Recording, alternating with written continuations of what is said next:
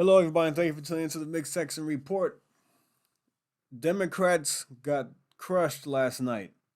Well, they have been getting crushed in the debates lately, especially last night with John Fetterman and Dr. Oz. That was a complete train wreck. Dr. Oz, not Dr. Oz, but Fetterman is recovering from a stroke and he's impaired. He's not all there mentally. He's clearly unable to hold office. The United States Senate. He's clearly unable to do that right now. And he should just step aside. Democrats should just bow down and give the race to Oz. But they won't do that.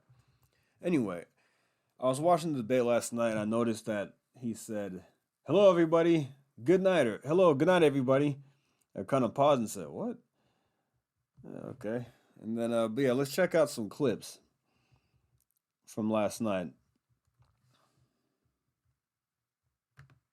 As lieutenant governor, you're running for a seat that could decide the balance of power in Washington. What qualifies you to be a U.S. senator? You have 60 seconds. Hi, good night, everybody. I'm running to serve Pennsylvania. He's running to use Pennsylvania. All right. He said good night as the opening statement.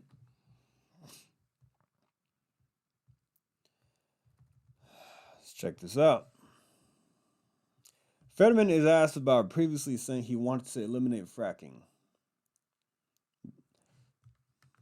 Mr. Oz, I do want to clarify something. You're saying tonight that you support. Oh, come on. Always supported fracking, but there is that 2018 interview that you said, quote, "I don't support fracking at all." So how do you square the two? I do support fracking, and I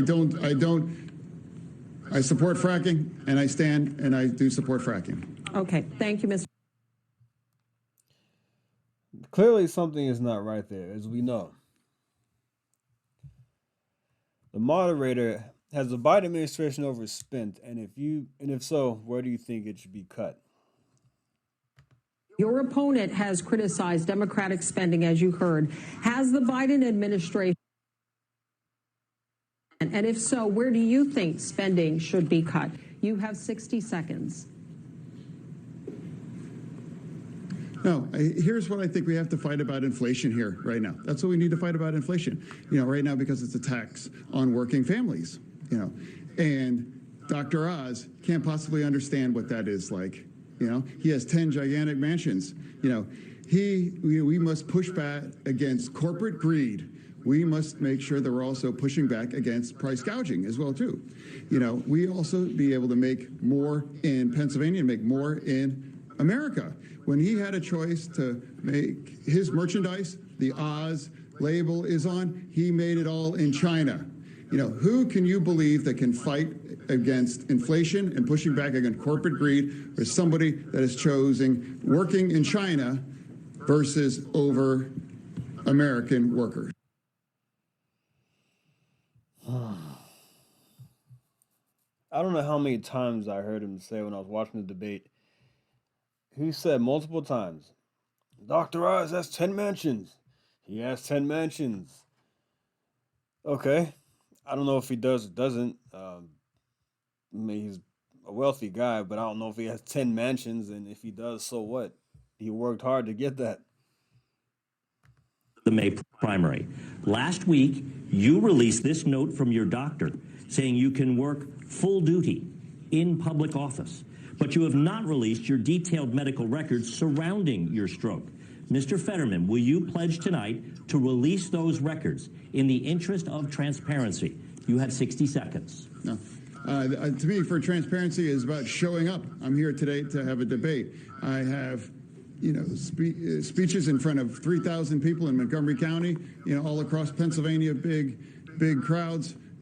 I believe if my doctor believes that I'm fit to serve, and that's what I believe is appropriate, And now with 2 weeks before the election, I have run a campaign and I've been very transparent about being very open about the fact we're in use captioning. And I believe that, again, my doctors, the real doctors that I believe in, they all believe that I'm ready to be served. Follow up, I didn't hear you say you would release your full medical records. Why not? You have 30 seconds.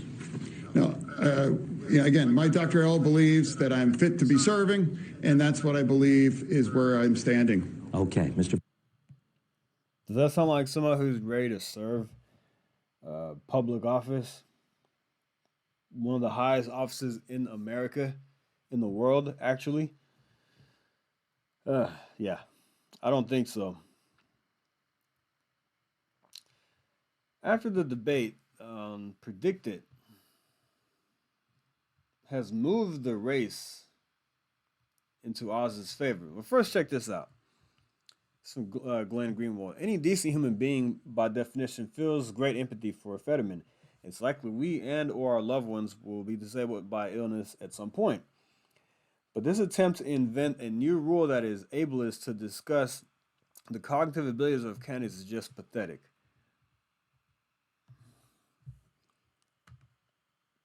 Check this out, where these tweets say from these leftists.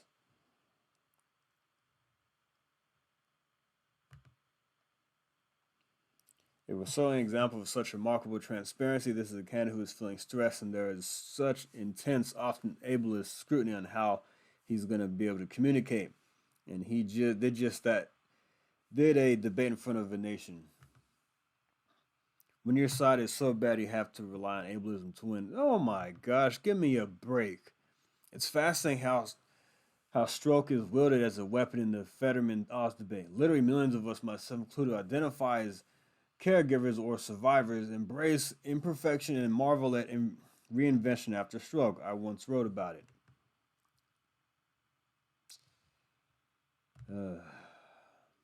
Put the analysis to the side for a second. Who are these people with these check marks? Anyway, I don't even know who these people are. They get check marks. What John Fetterman is doing right now is the midst of his recovery, so publicly, on the same stage as the smirking TV doctors, remarkably brave. I'm thankful for him. These people are lunatics. They're using his, and now all of a sudden they're attacking the right because John Fetterman is clearly impaired and he had a stroke. He's clearly impaired because of it. And we're saying, hey, this guy is not fit to run for office at this point in time. Nobody's making fun of him. Nobody's making fun of John Fetterman. We're just saying, hey, this guy cannot serve a higher office. He cannot be in power.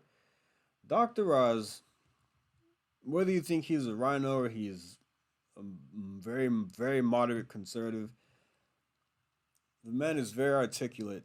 And when he was giving his responses at the debate, he had a clear answer for everything, a clear plan. Whether he's going to follow through on those things, I don't know. But he gave some good responses. Probably my favorite thing was when they were asked about the $15 an hour minimum wage. Fetterman said that everybody, needs to make $15 an hour. People need to be able to survive, whatever, something to that effect. And Oz said we do not need a federally mandated $15 an hour minimum wage because in Pennsylvania, I want to unleash the energy industry, which create more jobs, lower gas prices, lower inflation, and it'll bring more workers to the state of Pennsylvania and more businesses. That's how he wants to raise people's wages. They can make more than $15 an hour. You can make $25, $35 an hour, $40 an hour.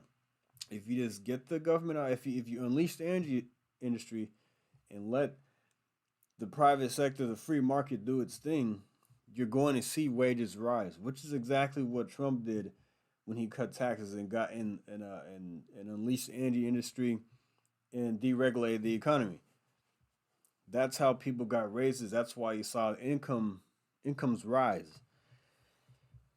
All right, let's check this out from Town Hall. There's a new prediction in the race between Oz and Fetterman.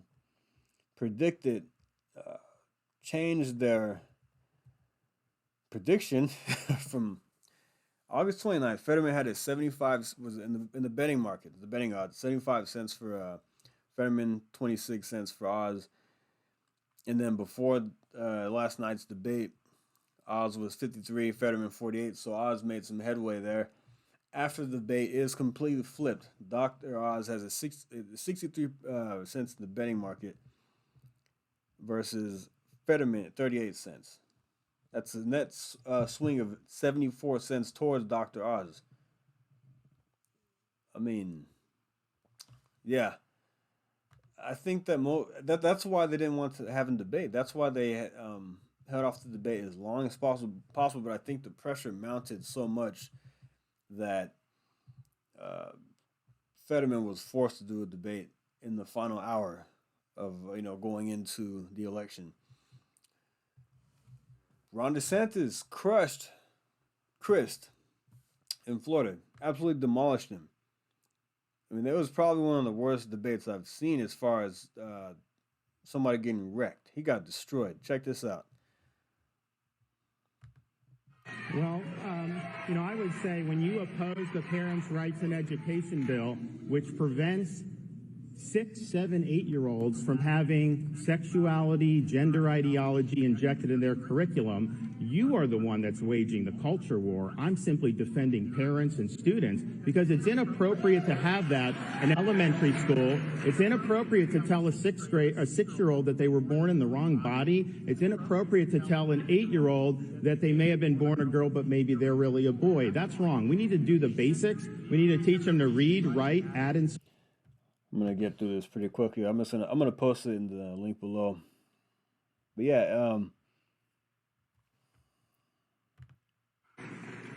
across the country and here in Florida, lawmakers are divided on the issue of gender transitions for minors.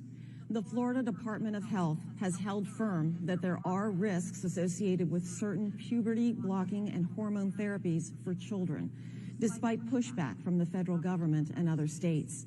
Where do you stand on minors undergoing so-called gender-affirming medical procedures and therapies?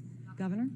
Well, so-called is important because when they say gender-affirming care, they mean giving puberty blockers to teenage girls and teenage boys. They mean doing double mastectomies on young girls. They mean chemically castrating young boys. That is wrong. We are not. I love his response that he gave. But probably my favorite part, it's not on this slide right here, but when he was asked by Chris, do you plan on serving the people? Look, the people of Florida, I told him we're going to serve 4 years. DeSantis said, he said, well, are we talking about 2024? The only old donkey I want to knock off the stage or something, I want to knock down is this one right here. To me, that was the highlight of the night when he mopped the floor with this guy.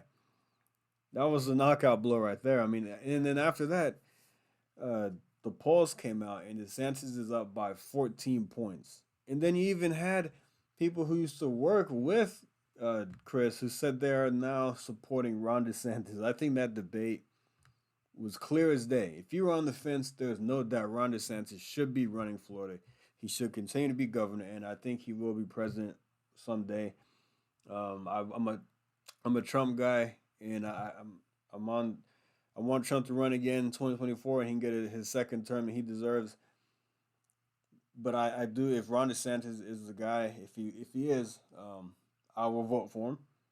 But hopefully we get, Trump 2024, then DeSantis 2028. That'll be a better scenario in my opinion. But hey, both guys would be great to run this country. But Ron DeSantis is doing a great job in Florida.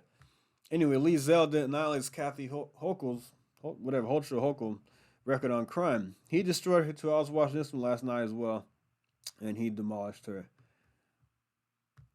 Kathy Hochul believes that the only crimes that are being committed are these crimes with guns. And you have people who are afraid of being pushed in front of oncoming subway cars. They're being stabbed, beaten to death on the street with hammers. Go talk to the Asian American community and how it's impacted them with the loss of lives. Jewish people targeted with raw, violent anti-Semitism on our streets. It just happened yet again. We need to be talking about all of these other crimes, but instead, Kathy Hochul's too busy patting herself on the back. Job well done. No, actually, right now, there should be a special session. The state legislature should come back and they should overhaul cashless bail and these other pro-criminal laws with zero tolerance. But they're saying, elect me. She says, elect me, and then you'll find out where maybe I'll stand on this issue in January. There was one part of the debate where she started, saying, well, criminals, they will get prosecuted, blah, blah, blah. I don't know why he's so worried about that. What do you mean why is Lee Zeldin so worried about it? He's worried about public safety? Unbelievable. These people are so out of touch, it's not even funny. She got destroyed, and I wouldn't be surprised if Lee Zeldin pulls off a major upset. It'll probably be the biggest story of the night on November 8th if he wins. It's going to be very tough for him to win, but I think his chances are going up. And I think he would be a great candidate, a great governor in New York. At first, I was rooting for Rudy Giuliani's son, and then I thought that Zeldin wasn't as tough, but hey, he won the primary, and maybe he is better for like that. For somebody who's a little more moderate in New York might be better than somebody who's more of a MAGA guy like Giuliani's son. But Lee Zeldin will be great in New York. It will be a great turnaround for that state. So please get out there and vote and get these lunatics out of office. All right, everybody. Thanks for listening. Like and subscribe, and I'll see you next time. Thank you. Take care.